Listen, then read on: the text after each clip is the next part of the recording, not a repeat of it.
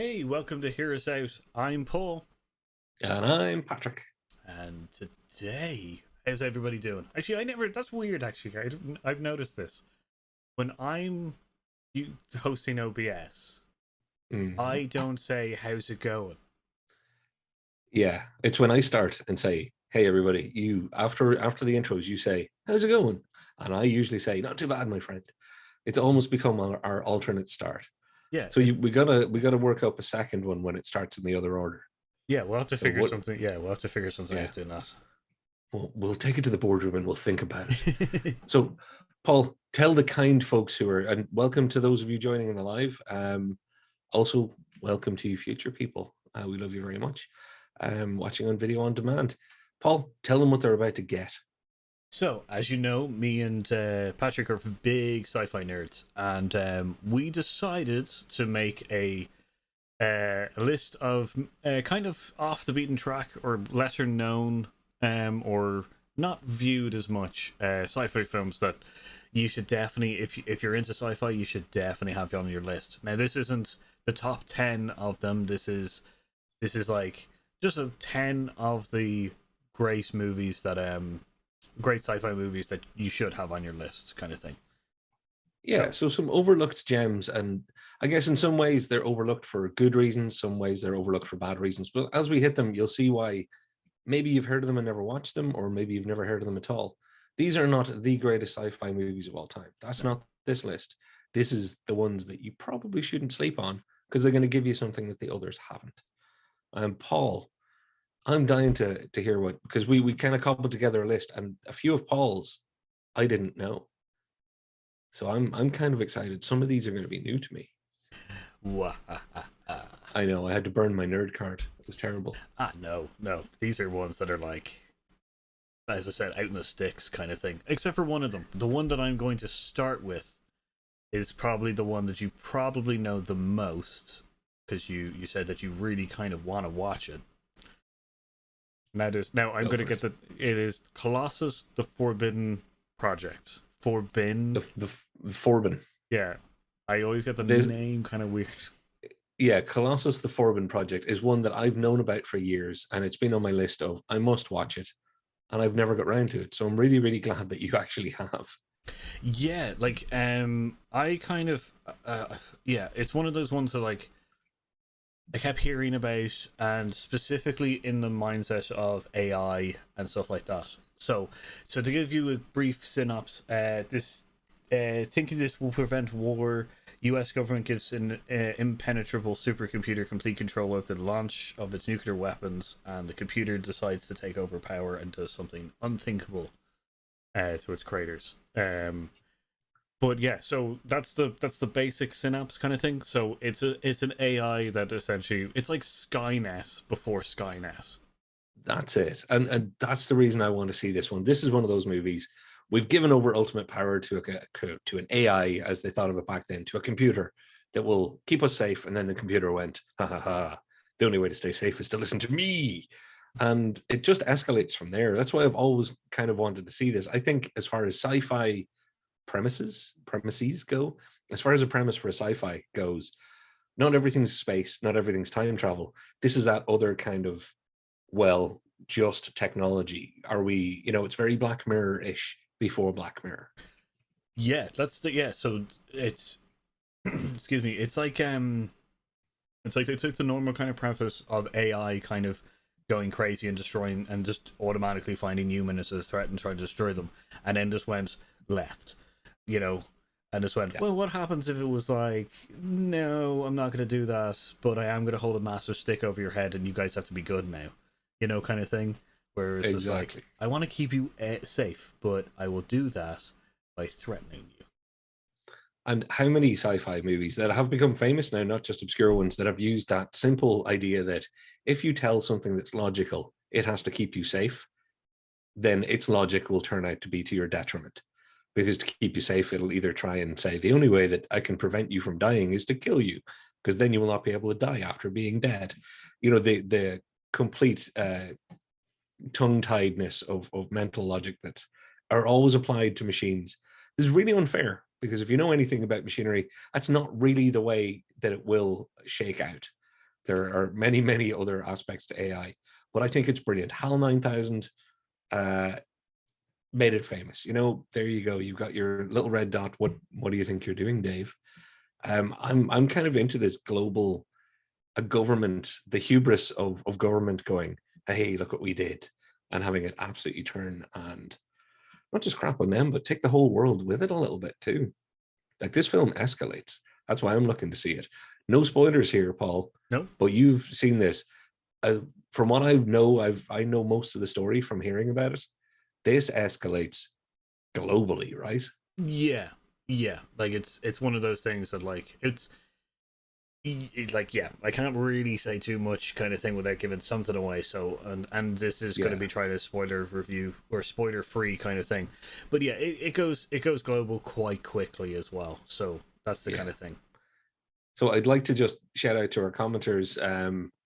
We're already getting trouble. We didn't pick Close Encounters of the Third Kind, even though we wanted to for Steven Spielberg's best movie.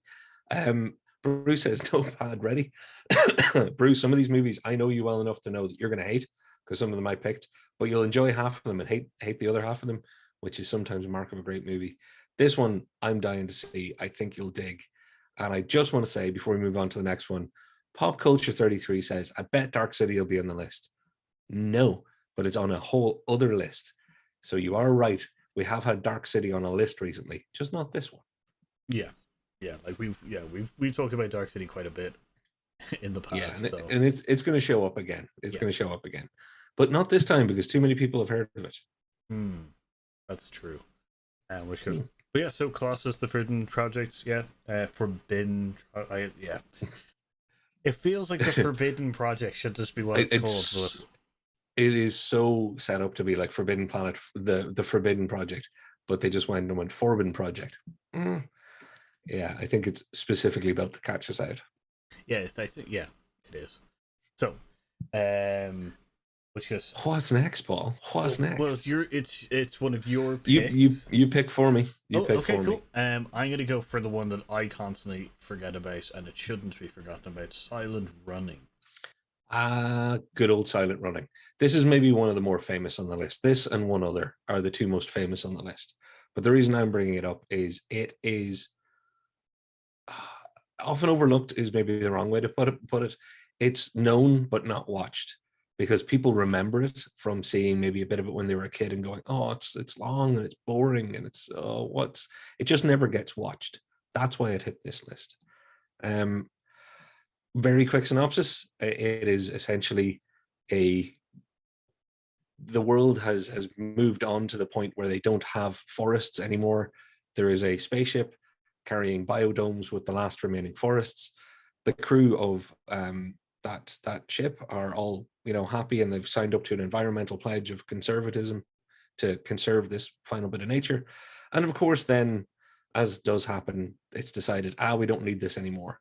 And one of those, what I'm going to call original version before they ever used the phrase incorrectly, this is a real eco warrior. This is somebody who had fallen in love with ecology and decided, no, I'm not letting you destroy the forests. I don't want to tell you the whole movie, but suffice it to say, he does some bad things for what he thinks are good reasons and ends up heading off into outer space, heading off to the edge of the solar system on his own, except for he has some robot companions.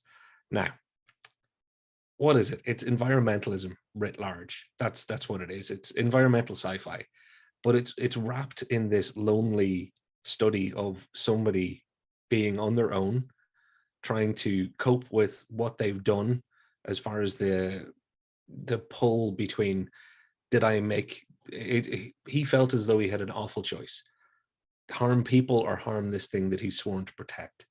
And then you get to watch his relationship with what is essentially environment and his only friends, which are technology. So there's a lovely play in all sorts of different directions. Don't get me wrong, it's not perfect. If it had pulled all of its themes off brilliantly, then it would be the most famous film of all time. But what people don't realize is it is some of the sci-fi fabric between 2001 and Star Wars. And that's why it should never be overlooked. Remember, this is our episode where we shout at all the sci-fi nerds going, don't sleep on these things. these are the things that the real nerds should be checking out. This is one of those ones I'd say has almost historical value. 2001, everybody knows the type of film it was. Star Wars, everybody knows the type of film it was. There is a space in between in sci-fi that silent running really did try and stretch and go in different directions and experiment. And as far as experiments go, like I love it now. I disliked it intensely when I was younger because I was expecting laser battles because of space. There's not one laser battle, folks, but there is an awful lot of brilliant acting from Bruce Dern, who is magnetic in this role. God, I can't say any more to that. Like, sorry, I went on one for it. oh no, but yeah, no, Paul, his loneliness. When you've seen Silent Running too, I'm assuming his loneliness and his dealing with what he's done and what he's going to do and how things are. Again, no spoilers here. It doesn't all go particularly brilliantly, but just the little moments of his interaction with these little walking robots. Some of that is some of the most heartfelt humanity in all of sci-fi history. Yeah, like he's well able to portray kind of guilt as well as kind of like there's an empathy with him and the machines that it's just like it's really well acted and portrayed kind of thing, which is really nice. Kind of, it's a lot better than some of the other kind of empathetic moments within some sci-fi or some movies and stuff. But this between this simple machine and him, it's kind of just like, oh, this is kind of sweet, and you get the reasons behind it, and so like it's a nice film. I haven't seen it in actually quite a long time, which because it is this, I'm actually going to put it further back up on my watch list, or like my rewatch list kind of thing. So, well, the one thing that, and I'll end it on this, the secret sauce, I think, to what makes this a classic that people should check out is Bruce Dern's acting, but particularly because Bruce Dern, he played a lot of bad guys. He's not really a leading man sort of fella. He was inspired casting simply because he looks, and there's no polite way of saying this, he has a slightly crazy, malevolent look to him at times. And that helps with your kind of, you're not fully engaged with him as your hero, because he's not really just a hero. He's a more complex character than that. He's not even a hero. So you're not so much watching with him as your proxy. You're watching him experience things from afar, and it helps with that lonely, dark, deep space voyage that Silent Running is. yeah, it's real funny because you know, like Ad Astra and Sunshine, like those kind of movies where it's like one person alone, or you know, maybe one other person alone, kind of in a space kind of trip, or journey kind of thing. It every time I watch Ad Astra or Sunshine or something like that, there's always a hint of Silent Running, or there's a hint of kind of like in any of those kind of lone journey sci-fi movies. There's a hint of kind of what they are trying to do, that Silent Running did, kind of thing. So. And it was the experiment, you know, it was an absolute experiment in sci-fi. So if for that alone, bravery of doing something new at a time when, let's face it, everybody was trying to find what the next big sci-fi hit was, this was a very brave direction to take. And I think you can see that they weren't trying for a hit. They were definitely trying to tell a particular story that nobody in their right mind would greenlight this movie now. So it's also worth watching it for that reason, because you're like, yeah, they'd never make this today. It's too weird. No, I couldn't see them trying, you know. It's just one of those. Yeah.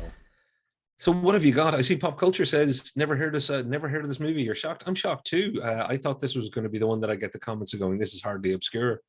So thank you, Pop Culture. You're actually helping me not feel so bad for picking it.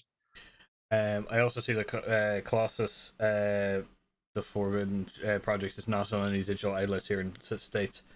And listen, sometimes it's just you just gotta start diving into for DVDs and stuff like that, because I've seen this on a DVD. Should have picked it up now. Kind of thing. I saw it as a sci-fi collection, kind of like sci-fi classics or something like that. The DVD bargain bin dive. Yes, yeah, one of those. You never know what you're going to come up with. Yeah. So the next one I'm going to choose is Imposter. This is one of mine. Imposter is a Philip K. Dick short story. As Patrick will know, that I am a big fan of kind of Philip K. Dick and Asimov's kind of short story being turned into movies. Yeah, so quick synopsis. In the future, an alien race use androids as bombs to attack Earth. A government weapons expert has been charged as one of such android and intends to prove his innocence. So yeah, so it's essentially he's a weapons expert who's designing a new bomb, and then essentially the security agency comes in and essentially says, you're not the original like weapons expert, you're now one of these androids that like explodes and kills loads of people. And obviously he's trying to convince, like trying to prove his innocence, kind of thing. And it's one of these like thought invoking kind of stories. And it's got which goes, so it's got Shane Brawley, who is Lieutenant Dan.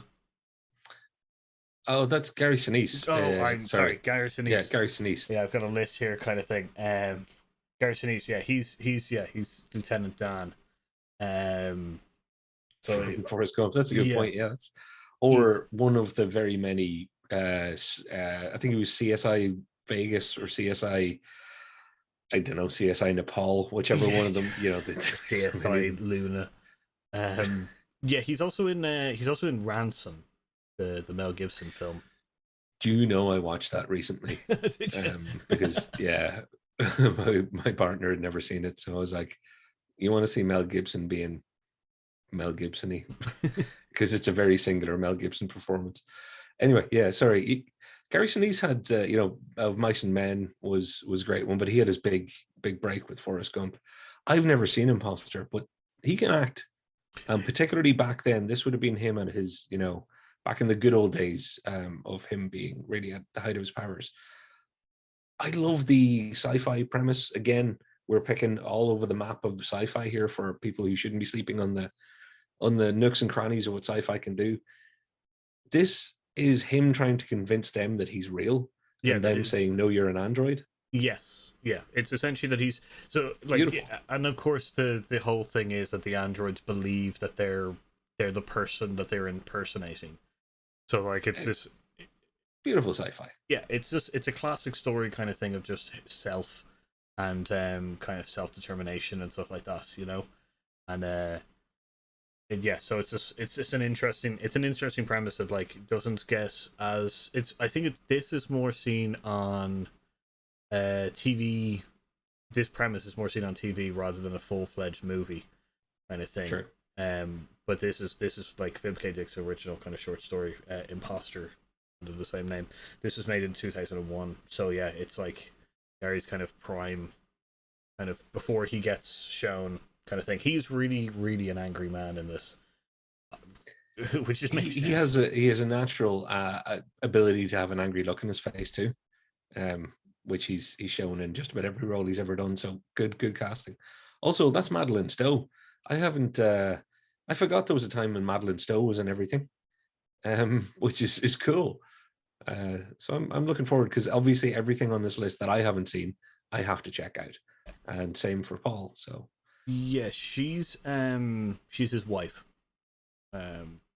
So I was just trying to look at, because there's also like, what is it? Who betrays? It's the guy who plays Kingpin in Daredevil.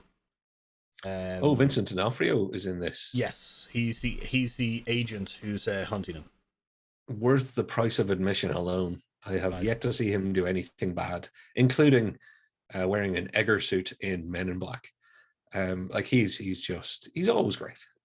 Everybody always thinks Full Metal Jacket or Kingpin. Trust me, Vincent D'Onofrio's done loads of things and you don't realize, oh my god, yeah, that was him. He's great. Yeah, like yeah, he's very good at this. He's a bloodhound in this kind of thing. So yeah, it's an interesting premise kind of one. So cool. We shall go on to Can I pick one for me? Yeah. I want to do Safety Not Guaranteed. I want to do Safety Not Guaranteed. Good. I was actually going to put Safety Not Guaranteed because this is the one that I have real interest in. Like, excellent. Because this is the one where there's a reason we pick everything on this list that Paul picked or that I picked, anything that we picked then together. There are reasons. This one, it's going to be tough medicine for some people out there. Safety Not Guaranteed is a perfect sci-fi movie that doesn't have that much sci-fi in it until a certain point. But what it does have is all of the brilliant, the thought-provoking idea of how somebody would think if they were an actual time traveler who was a nerd. Because let's face it, the main character in this is, and believe me, I'm not picking anybody out there because I'm this person up to a certain point. We're all of us nerds, all share some point where we've bored somebody else in a room to death. I could be doing it right now. But he is the quintessential, tiger t-shirt wearing, I'm really good at kung fu, wants to seem tactical when he's just walking down a corridor. Always your stereotypical kind of, there's no other way to say it, stereotypical one of us, the sci-fi nerd. But, and I should go back to the premise, but that's what makes this film endearing, because what it is about is a guy who puts an ad on paper that says, I want someone to go back in time with. This is not a joke. You'll get paid after we get back. Must bring own weapons. I have only done this once before. Safety not guaranteed. Chef's kiss. This is absolutely perfect to set up a sci-fi premise. But what they do instead is tell an interesting story where a newspaper crew go to try and check this guy out and see if there's a story there, see how crazy he is, because that's what they assume. He thinks he can time travel. Obviously, he's crazy. One of the people, Aubrey Plaza, ends up kind of going undercover to, get closer to him, as is the fashion with these stories. Love blossoms there. They find interest in each other. But it's the story around that. Is he being followed by the FBI? Is he being followed by a secret agency? All of a sudden, it starts seeming more like, no, he's crazy. Oh, no, wait, but what's this? You start questioning, actually, maybe he can time travel? No, he can't, because, oh, no, they do a lot of great misdirection in that way, but they have my favorite subplot ever, which is the reporter who comes along, or is the one that's gone to write the story. He is going back to this town with an ulterior motive of hooking up with a girl that he hooked up with when he was younger. He is a guy yearning for his youth. He's like, I want to get back with the hot girl that I remember being hot. And he's trying to recapture the youthful him. It seems like a really shallow and sad subplot, but when it's in a time travel movie and you have one person talking to somebody about time travel and how they feel and why they would go somewhere in time and what that means to them, and then this other asshole character really doing time travel that people try in the real world, right, trying to recapture a different time in his life, impossibly. And I love the way those two stories run side by side, don't get in each other's way. I think this is one of the great underrated films of all time. Brilliant performances by everybody, lots of laughs, not giving away the ending. I'm not telling you, you'll either love it or hate it. But I would say there's something in this for everybody. Everybody who loves sci-fi will find something in this, even if it's not any of the sci-fi stuff. So, out of the ones that I didn't know, I watched all the trailers, kind of thing, just to get a hint of kind of what they were like. This, literally within the first 15 seconds, sparked my interest, because it's just the scene. The trailer, you will link it down below, kind of thing. But the trailer starts with essentially them in the newsroom going, what stories do we want to do? And then him going, this guy put an ad in the paper and I want to go talk about it. And then he says, I'll take the two interns with me. I immediately was just like, I really want to know more about this story. Like, the trailer was actually really, really good. The parts of the trailer that I was kind of just like, yeah, I wish they kind of had left out a bit, kind of thing, just to build more of the mystery. But man, this was like, watching the trailer immediately, I was just like, yeah, I'm gonna watch this. Yeah, So, of all the things that I put on the list, this is the one that I'm like, everybody please watch. And especially if you hate sci-fi, watch this, because most people are going to be writing in the comments in the future, that's not sci-fi. It is. Because when you talk about time travel and when you consider what time travel is, it's sci-fi. When it's one of the main tenets of what's driving your plot along, even just the concept of time travel, it's sci-fi, even though it really is a drama, comedy, love story, whatever else. It's all the genres in one, which is what good sci-fi usually is. It never sticks to just being, you know, space and lasers. No, like the best sci-fi is literally just taking one aspect of society or common living and then just turning that on its head, which this seems to do immediately. Sorry, which this seems to do immediately with the whole kind of like, what if this guy can time travel? You know? Yeah, and it's made me want to read small ads in the newspaper just someday, hoping to find somebody who's written something as good as this. Because the safety not guaranteed at the end of their little statement, must bring own weapons. It's like it's perfect in so many ways. It is a personal favorite, so we better move on before I gush too much more about it. Paul, we'll be here all night. No worries. So I'm gonna go on to this is the I think the only, and I'm not entirely sure because this is it, but I think it is the only foreign speaking subtitled film that we have on the list. I think so, yes. It is The City of Lost Children. So The City of Lost Children, it's a French movie. It's really, really good. I like Ron Perlman's in it. So like, you know, it's one of his first movies as well. He looks so young. Oh man, he looks so young. It's so ridiculous.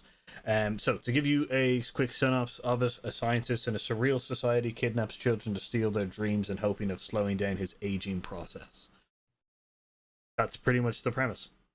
If Dark City met Hook, I don't know. Like, yeah, I have not watched this. This was one of the ones that I watched the trailer, and I was like, yeah, I'm watching this. It looks beautiful as well. It absolutely looks beautiful. Even in the trailer, I'm like, that's got an aesthetic. Somebody had a good hand on a camera and a great lighting person.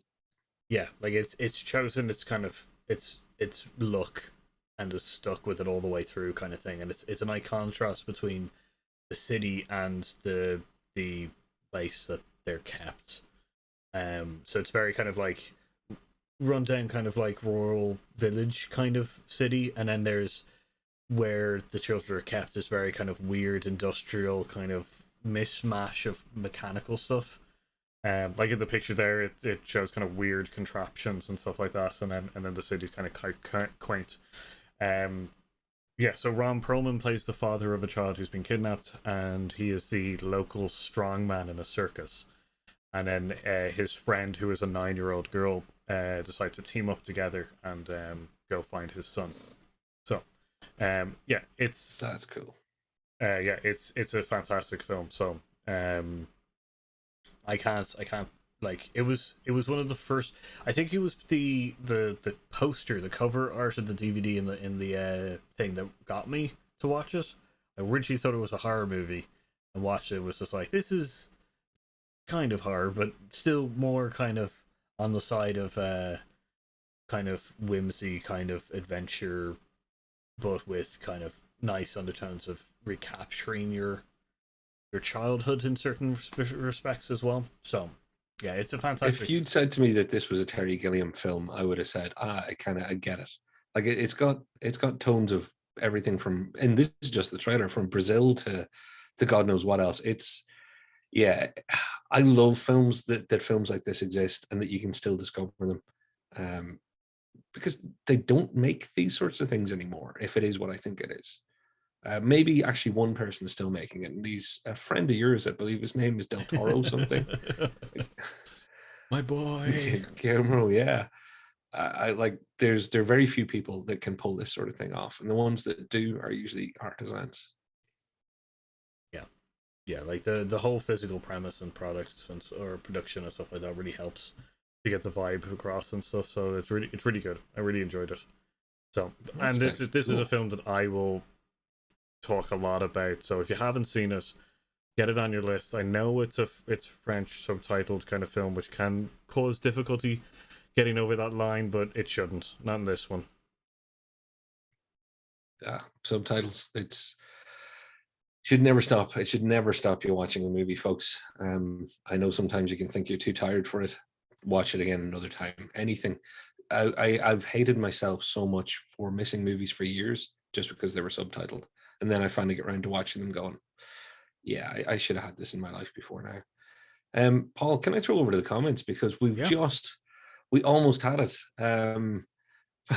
Brew says sounds interesting. I think that was around the time of Safety Not Guaranteed. Brew, Yeah. you will love Safety Not Guaranteed. Pop culture. Just before this one was saying, I can't believe haven't seen the Safety movie so far. We were 0 for 4 there. Hats off. You can make if you can make it to 0 to 10, and on this one, can't make it Yeah. 0 for 10. I saw this in a small independent theater. Such a great experience, and the romantic side of me right now goes, I want to go back to that day. I want to go to the day where you can see a movie like this in a small independent theater. Just everything that goes with that experience. You know, everything from the carpet to the not perfect seats to the not perfect screen to this sort of movie to the type of people you end up meeting on the way in or the way out. This for me, that's my romantic moment in time of cinema. That independent theater idea definitely probably lends its aesthetic to this movie as well. Like so well, Exactly. like bounded together. You know. Exactly. So pop culture, you're making me jealous for a time that I didn't even experience. So well done. Um, Paul, what should Which oh one? gosh, Which one? how will we mix it up? How about I mix it up by going midnight special? Oh, good choice. It's maybe one of the most recent on our list. Because I think it was 2016, I want to say. Um I have that elsewhere, but not in the notes that I have in front of me. Midnight special, folks. There's no two ways about this. I'm going to get it out there. If you have seen it, you either love or hate how it ends. I am not going to talk about how it ends. So, Paul, have you seen Midnight Special? I have not. Okay. When you do, let me know if you love or hate how it ends. But ending aside, it's quite a polarizing ending, obviously. But I'm not going to tell you a damn thing about it.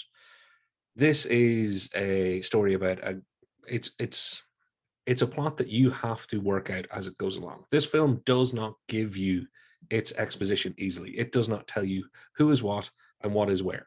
It because the characters don't have to tell each other, they don't tell you. It's one of those movies where you are thrown in to watch this and work it out as it goes. They make it easy to work out. There's a guy on the run with a kid. He's obviously it seems like he's kidnapped him. Turns out that he's his father.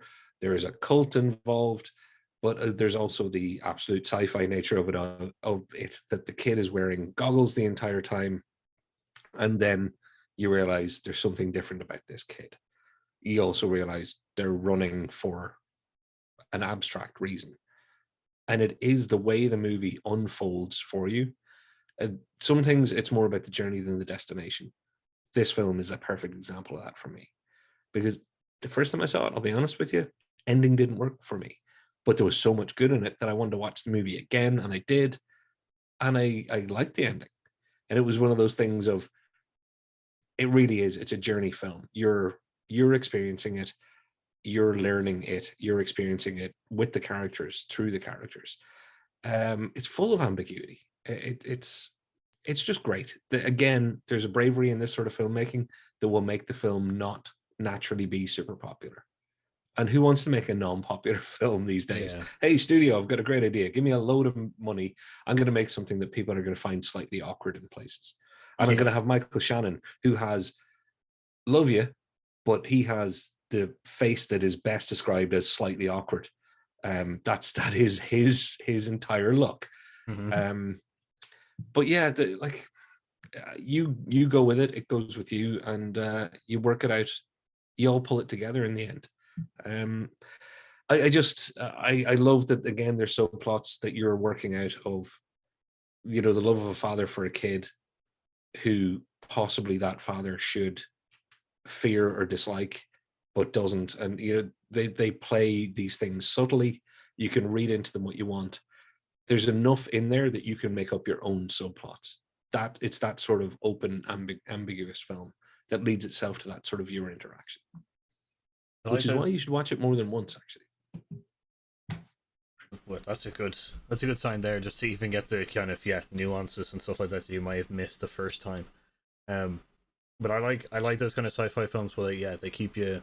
They're just like, yeah, we're not at the start. There's no kind of in the year 2023, kind of thing. Like I like those where it's just like, here you go. like start figuring out yourself what's going on and stuff. I like those kind of brain teaser films, like sci-fi films. They're they tend to be a lot more hits than misses, in a sense of kind of like letting you draw out the drawing out the old plot there kind of thing, because it also makes you think. Yeah, Then film. it's true, and like it's not a it's not a super puzzle movie in that respect. It's just ambiguous enough that you can, and particularly for, and again, this is buy-in for sci-fi nerds out there. This is one of those ones that got a bad rap. Not an awful lot of people saw it, so it's been skipped by even people who would really enjoy it. So That's a there's a shame. like, it is a shame. A lot of really hardcore sci-fi people would get a kick out of this, and they'll just never have seen it because of really bad reviews that didn't really understand what they were watching. And that's big of me to say, but I mean, non-sci-fi reviewers were like, I don't understand why anybody would want to watch this. It's like, well, we're a particular breed. Yeah, no, there's plenty of. I definitely understand that there's plenty of those kind of like, oh, you're not specially like attuned towards sci-fi movies, but you're reviewing it anyway, Mm. kind of thing. So like, yeah, I've read too many reviews where it's just like sci-fi is not my bag, and then I go, why are you reviewing a sci-fi movie then? And they're just going, Yeah, are you going to be objective? Possibly not. like, I don't enjoy lasers, and it's just like, okay, why are you watching a movie that's called Laser Guns in Laser Space? Like, Is that on our list? Did we just spoil it as laser guns and laser space? Because Captain if it's Laser with not, the hey, laser face. It'd be great if it was just one of those, like, it turned out to be a movie about one of those beauty clinics where they do like lasering of hair, and the whole thing was just, oh, it's not sci-fi at all. It's a story about a beautician who spends all day having deep and meaningful conversations with her clients. You should do that movie, but right at the end, just open a door that looks and have weird machines that don't right in the back, and then close it again. That's it. True, just one of those side of shots when it comes past and there's like aliens walking by pulling levers on what looks like a super steampunk time travel machine. I love it. That is copyrighted by Heroes Out. Yes, yes. Okay, so I'm gonna do the most famous, probably one on our list. It is THX 1138, Yes. which is one of the most annoying names on this list. It really is. Or to some people, oh, that's where Lucas got the idea for the sound. So that's where THX sound came from. Right. Oh yeah, I used to like that intro bit when THX sound would run at the start of a VHS or a DVD. Yeah, or what they also did the on cinemas where it was just like blast you with like multiple, Boom. yeah. So THX 1138, which is this is one of the so in the 30, so it's a quick synopsis. In the 25th century, at a time when people carry labels instead of names, a man THX 1138 and a woman LUH 3417 rebel against their rigid controlled society. This is rigidly controlled society by essentially robot police. It's a very thought-provoking kind of film on the whole control dystopian. It's one of those kind of like fairly controlled totalitarian states sci-fi kind of films, but it's interesting kind of having the conversations between the two characters and several of the other characters. So that sentence I just said makes no sense. It's very interesting having the point of view from the character as he develops a more rebellious and more kind of in line with our current outlook of life and society, while being in a society that's so locked down. That's probably the best way. And then the multitude of characters that he interacts with having varied thoughts on that state of government is really, really interesting. You've got people who just want to keep their head down and that kind of stuff. So, Well, again, Paul, it's probably the most famous on the list, but I would question how many people this could have made our other list of movies people think they've seen, where they got round to trying to see it and never quite did. It's George Lucas's, this is what George Lucas was doing when he was trying to learn how to make movies. this was his homage to 1984 in a lot of ways. I personally, I love it. I think it shouldn't be compared to 1984 the way that it is, because that's at a high level, the premise is similar, and it shares a lot of totalitarian state and control of the populace. But I think it has its own story to tell. And I think the big thing for me is Robert Duvall. As a young Robert Duvall, you can see just how brilliant he is. Like, he is stunning in this movie. And people go, "Oh yeah, Robert Duvall is good. We all know that." We didn't all know that once upon a time. Yeah. And this movie is one of those once upon a times. So the Godfather in this, it's not like you can say Robert Duvall was famous since he was 2. And the other thing, just for all my car nerds out there, you've heard of THX 1138. All car nerds, even if they hate sci-fi, know this movie. Trust me when I say there are some choice use of some race cars made to look like futuristic vehicles. And regularly this will come up in the car world as, oh my God, best movie cars ever. Oh God, it has to be THX. I think it's maybe that like Star Wars dude. Yeah, it's a good one. Paul, I'm really glad this is on the list, because if anybody watches this in the future and hasn't seen this movie, I'd love to hear their feedback, because like it's talked about but not watched. It's talked about but not watched. It's the funny reason that it's on this list is because when we did the list of movies that people said they watched, like you said, this came to mind after the fact, because like I know for a fact that I've said I've watched this film when I hadn't. Back when, right? Yeah, like, and it came to a point where like I was like, it keeps coming up that I have to watch it now. Like I can't keep going, yeah, I've seen that movie kind of thing. Yeah. So that's why I was just like, it's got to be on some list, because we missed the other list. So, but this, yeah, it was a fantastic film. It was slightly different compared to the other. It's got a lot of elements of movies that you've seen before that have made after it. Yeah. And yeah, I do think that it's unfairly committed to 1984. Different way of control. So yeah, absolutely. Yeah, I'd love it. Again, this is one that shouldn't need any more said about it. This is just on the everybody watch it list. I could recommend this film to just about anybody of any walk of life with any interest in movies, because it's really well made and really well acted. And for what wasn't a massive budget, boy, did good. yeah, He could do it with no money when he went on to do it with loads of money. yep, very much so. I see a note from Pop Culture. Yeah, THX is the sci-fi movie. Is to sci-fi movies what Citizen Kane is to drama movies. Talked about but not seen. Yeah. Call back to our previous episode where Citizen Kane was the prototype for that as well. Yeah. And I think this fits very well. So yeah, it was the afterthought. So Paul, do you want to get my last one out of the way then? I'll be nice and quick with The Black Hole. I got a Disney movie onto a sci-fi list. Not just any Disney movie, though. A Disney movie that even Disney were trying to make non-Disney. This movie could have a whole episode all to itself. Everybody was making stuff to try and cash in on Star Wars. They just were. There's no two ways about it. And this was part of that. But because Disney back at the time were seen as kids' films, this was pushed towards having a kind of a PG feel to it. The parental guidance. This was going to be slightly more adult. Much like Silent Running, this fills that gap where if you want to watch people experiment, and particularly a big corporation experiment, this is a great one.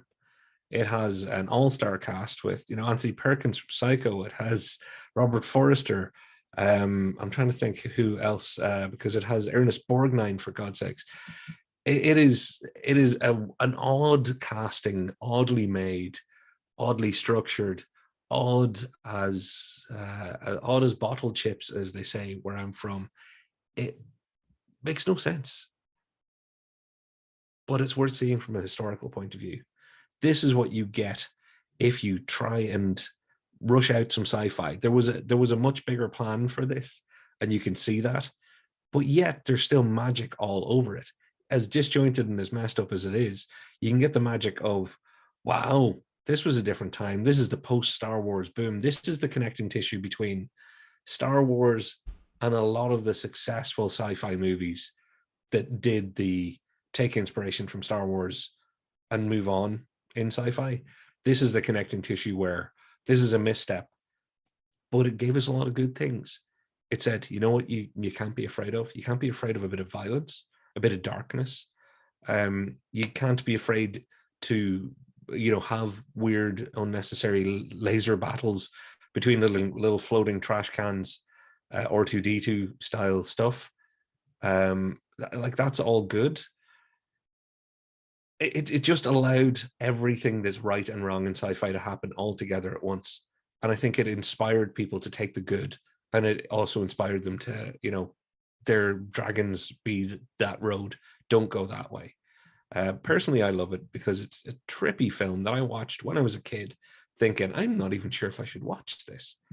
And it ends with what can only be called a nonsensical but Dante's Inferno, seventh level of hell, combining of evils that is just monumental in the cinema history, that it came from Disney trying to make a Star Wars movie. And I think I've said enough to be weird about that one, Paul. But I'm saying don't watch this thinking it's going to be brilliant.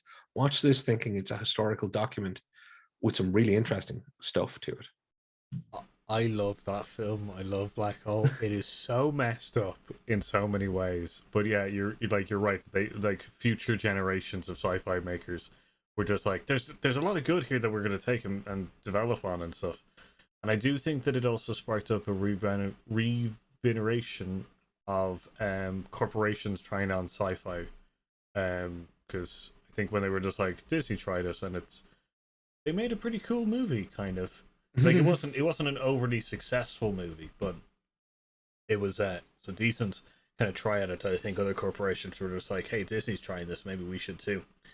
So, and Maximilian is the creepiest robot. He's the big red robot you can see on screen with the single Cylon style eye. Yeah. And Tex. Love Tex. Yeah. Oh, well, and that's Slim Pickens. For anybody who doesn't know Slim Pickens from Westerns, Dr. Strangelove, the guy that rides the bomb down to the thing, you're yeehaw, a very southern guy. Oh, yeah, that was Tex. That was Tex. I can't remember who played Vincent or who did the voice, but there's essentially an R2D2 style robot in this that is a southern caricature and could be considered borderline racist. But in the context of Black Hole, it works. Like all this stuff that shouldn't work works because it's in this crazy bag of crazy. And that makes it one that sci-fi people shouldn't get away without seeing. For everybody else, I'd say watch it during the day without massively high expectations if you're an adult now. Because you might be like, whoa, that was even too trippy for me. It's not a Saturday night movie yet, I think. I think it's still something before 6 o'clock in the evening. Yeah, I think so. I think it's one of those, if you stumble across it and you're just like, I'll give this a try, go for it. Like, but it should definitely, as a sci-fi nerd, you should definitely watch it. It is a piece of history. So, not to be missed. I'm going to quickly run on because I know we're running out of time, kind of thing. I'm going to run to my last two, but I'll quickly go to this one. This is Time Crimes. This is a fantastic film as well. It's my only time travel-esque film, so on my list. So the synapses: a man accidentally enters a time machine and travels back in time for almost an hour, finding himself to be the first of a series of disasters and unpredictable consequences. It is a fantastic, consequential kind of time travel movie. So like I do recommend watching it, and kind of like there's nothing you can say about this film though.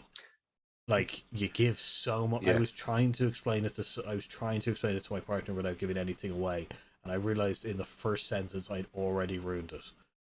So I was just like, so I would suggest not even watching the trailer. To be honest, going cold with this one.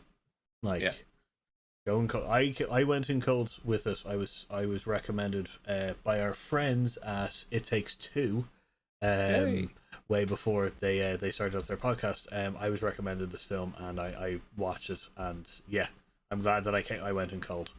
So that's all I'm nice. gonna say. Time Crimes, Yeah. watch it, okay? But I'm gonna go on to my crazy one. I think this is the one that you're I yeah. watched the trailer for this and almost lost my mind going, how have I not known that this movie existed? It seems batshit. Okay, so this movie is my fun one. This is why I wanted it last. It's called Robot Jocks. Robot Jocks. I can't even. It's Jocks. like, yeah, it's so. It's kind of meant to be on the play of jockeys, kind of thing. But the the synapse of this one is essentially, I don't even need to. In the future, all wars have essentially been abolished, and what they've done is they've essentially set up arenas between these two superpowers, and it's gone, when we need to go to war, we just send in our robots to fight each other, and whoever wins essentially like wins the war, kind of thing. So it's essentially just it's on that concept of we shouldn't have wars anymore, just our country leaders should have just a boxing match or something. But they decided to build gigantic robots and have people fighting them. I I shit you not when I say that you sent me the few names on the list, and I've never heard of robot jocks. That sounds like robot underwear for us. I watched the trailer 3 times, like back to back, just replay, watched it all the way through, and then did it one more time.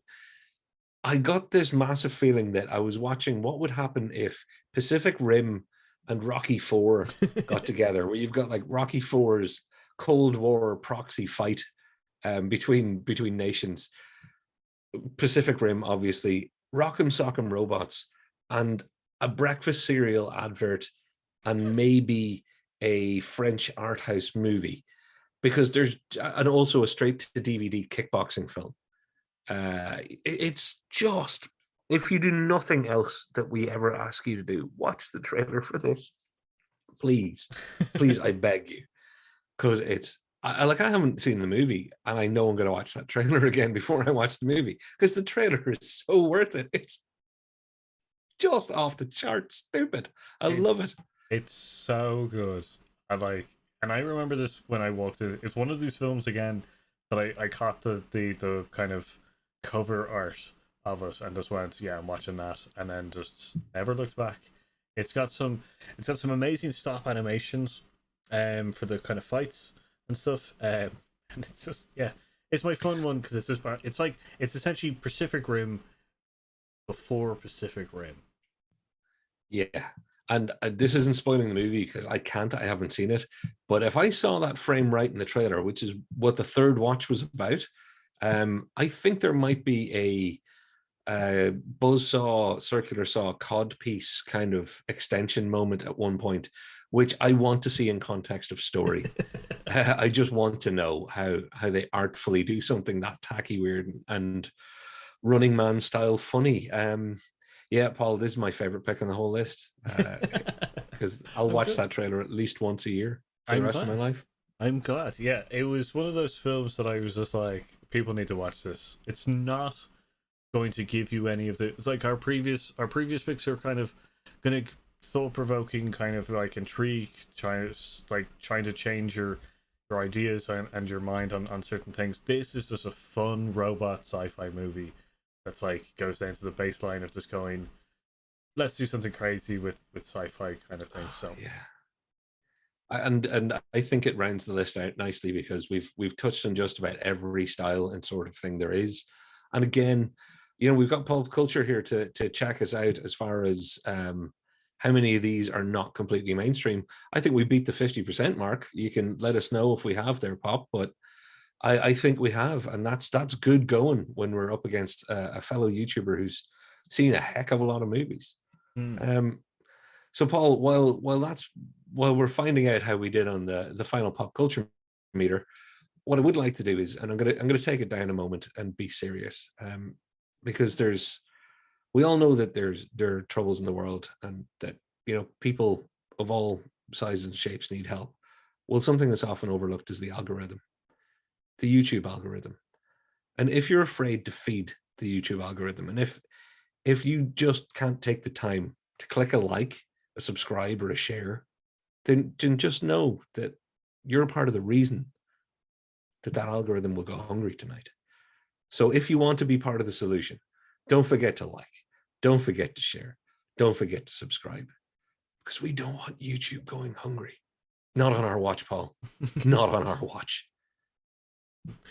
I can just see this like flag of like YouTube flying behind us all suddenly, just kind of like little gold start buttons floating by. You know.